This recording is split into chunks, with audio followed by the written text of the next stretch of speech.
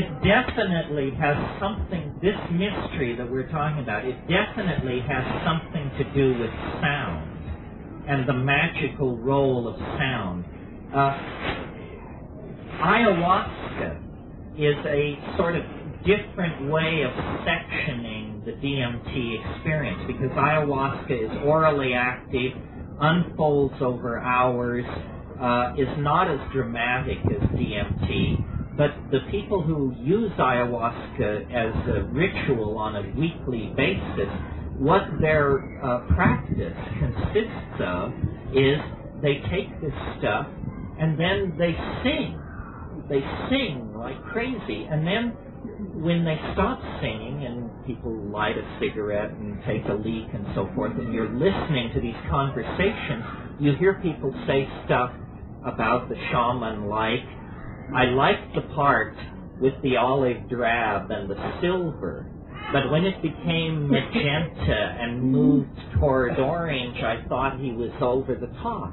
You think, what kind of a criticism of a song is that? And the answer is, sound has become a visually beheld medium. It's like a new way of creating visual art that interactive between the people who are on the DMT. Yes.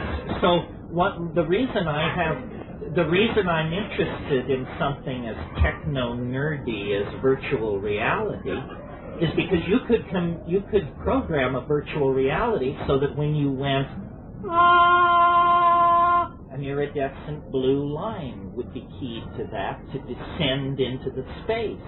And I'm very interested in environmental and electronic simulations of psychedelic states.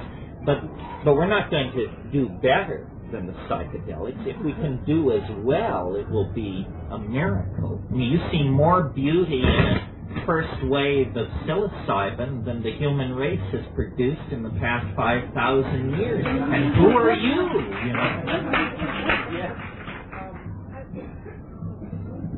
No, I had promised this guy venue, and I felt his flash of loathing. The mega point that you talk about might be sort of the twisted shield point, like the Mobius strip of time. We're going to break through and continue on over again. The event sequence will then start over again for 73 billion years. I hadn't considered that, but that sounds possible. I mean, we're definitely coming to some enormous cusp. And whether you think it's the cusp of cusps or just a big cusp, it's hard to say. Somebody faxed me. I got a fax right before I came here. I don't know who sent it to me. It was just an anonymous fax, but in huge letters it said, when you strip away the height, it's just another concrescence. Yes. I'm curious to know what the universality of your experience that you described is. I mean, certainly it's not to other people who have taken DMT. Without having told them your experience, are they reporting very, very close to the same thing? It's interesting, and that's a good question. The answer is yes and no. Obviously, there's hardly anything more personal than a psychedelic experience. It is a kind of summation of who you are, and it's viewed through the filters of your personality. Nevertheless, when you put a whole bunch of DMT trips together, certain things seem to emerge. My notion, coming at it from a sort of Jungian attitude, is if we had to say what is the archetype of DMT, the archetype is the circus. It's the circus. And let me say why. First of all, a circus is a place of wild, exotic activity. And clowns are, you don't have a circus without clowns. And clowns are wonderful for children. A circus is a wonderful place for a child. DMT, there is something very, very weirdly childlike about it in a very unchildish way. Some of you may know the 52nd fragment of Heraclitus, where he says, the aeon is a child at play with colored balls. The aeon is the child that you encounter in the elf dome.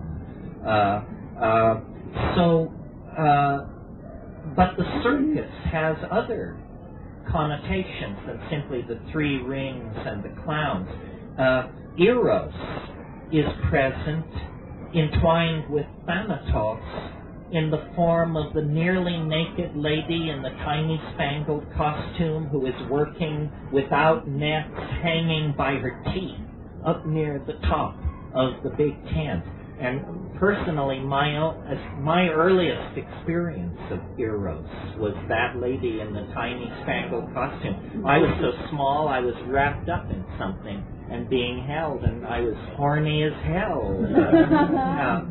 So there's that. And then there is also, radiating off from the central ring, the freak show.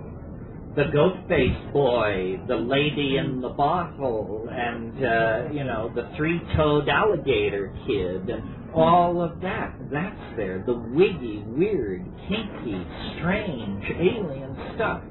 And then, if you think about the archetype, not so much of the circus, but of the carnival represents a breakthrough from another dimension.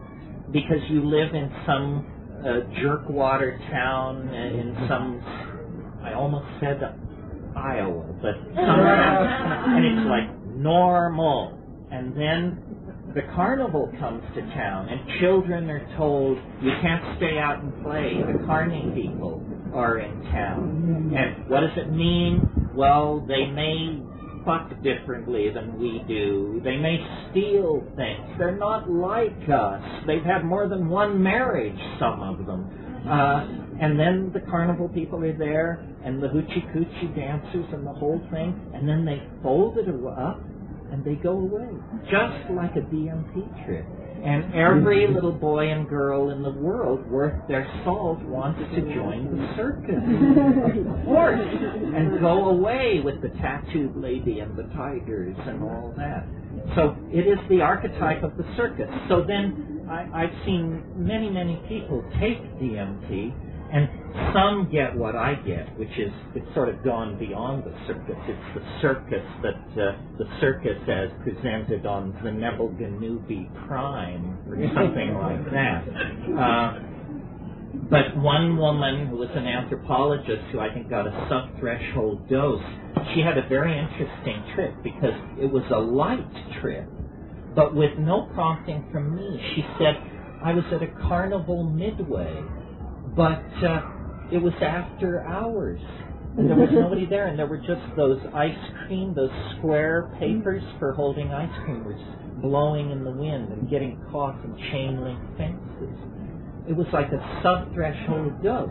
Well, then if she'd done more, she would have arrived there 8 hours earlier when the thing was happening, and if she'd done yet another toke, it would have moved off into the zone of the truly weird. That's why I love the film of Federico Fellini, because here was a circus, man, for sure. Yeah.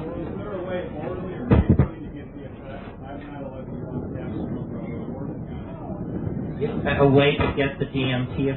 Well, you could conceivably inhibit your MAO.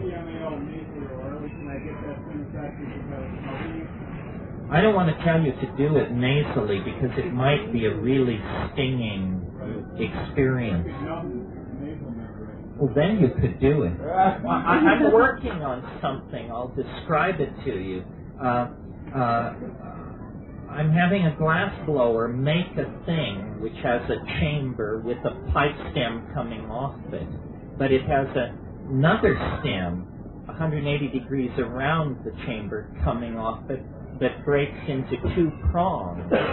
And what you do is you heat the DMT, you insert the two prongs up your nose, and you have a friend blow on the other outlet, and it will force the entire contents of the vessel, the entire load of white smoke, But, you know, don't try this at home. Pardon me? 50 to 80 milligrams of something else also? I'd go light the first time. That's, you know, there are old pharmacologists and bold pharmacologists, but there are no old, bold pharmacologists. Yeah. Is the MAO inhibitor the same as the antidepressants? There are antidepressants that are MAO inhibitors, that's right, but I wouldn't use them for this purpose because what you want is what's called a reversible MAO inhibitor. And harmine, or harmaline, which is in the Syrian rue, is a reversible MAO inhibitor, reversible in 4 to 6 hours. Some of these antidepressants inhibit every molecule of MAO in your body for up to 3 weeks. And that's why when they give you those antidepressants, they tell you the long list of don'ts, you know, no chocolate, no red wine, no soft cheese, no lentils, no this. That's a list of alkaloid-containing foods. And if you are on those monoamine oxidase inhibiting antidepressants and you eat a bunch of camembert with your yuppie friends, you'll probably have to be roped down for a while before you straighten out. Yeah. How does DMT experience compare to those you've had on what substances which might be familiar to some of us, like psychedelic mushrooms and LSD? He said, how does DMT compare to more familiar psychedelics like mushrooms and LSD? Let me say this about mushrooms. I mean, mushrooms are my thing. I mean, they enlightened me, they straightened me out, they love me. But the way to do mushrooms is the very first move, if you're interested in mushrooms, is, for God's sake, buy a scale. Buy a scale. I mean, you wouldn't think that this would be considered such an exotic suggestion to people who are going to put their bodies and minds on the line, because people don't take enough. People do not take enough mushrooms. They take pissant amounts and then they claim that they're initiates. You must take a measured 5 dried grams on an empty stomach. Measured. And when you see what that is, you'll realize that, you know, you weren't even camped in the atrium, you were camped in the driveway.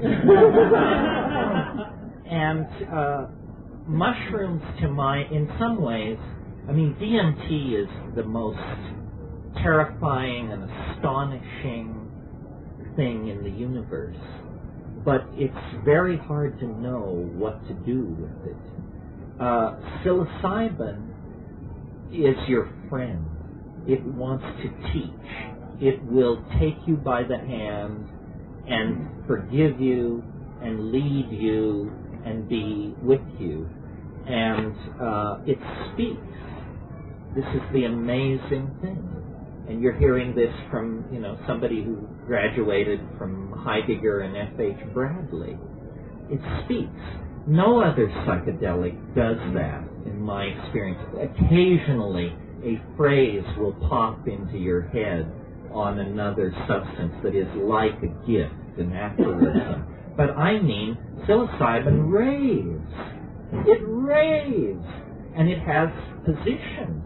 I mean, you may not like psilocybin as a person, because it is not, the astonishing thing about the psilocybin entity, to my mind, and I get good confirmation of this, is it is not very earthly. I mean, it wants to show you machines the size of Manhattan in orbit around alien stars. It wants to talk about the sweep through of the which happened before the Earth cooled, and it, you know, has seen the empires of the Rull out at the rim and all the rest of it.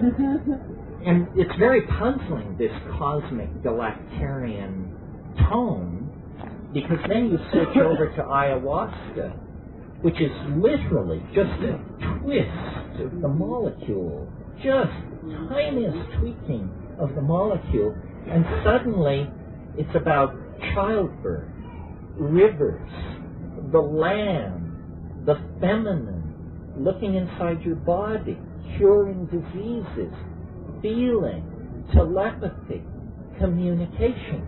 It could hardly be more different, and yet chemically these things are like two sides of the same coin. So just to sum this up and put a kind of a classifier on it, I am not very interested in drugs per se. I've done a lot of them, bad ones, good ones, and people do drugs for fun and for stupid reasons and didn't.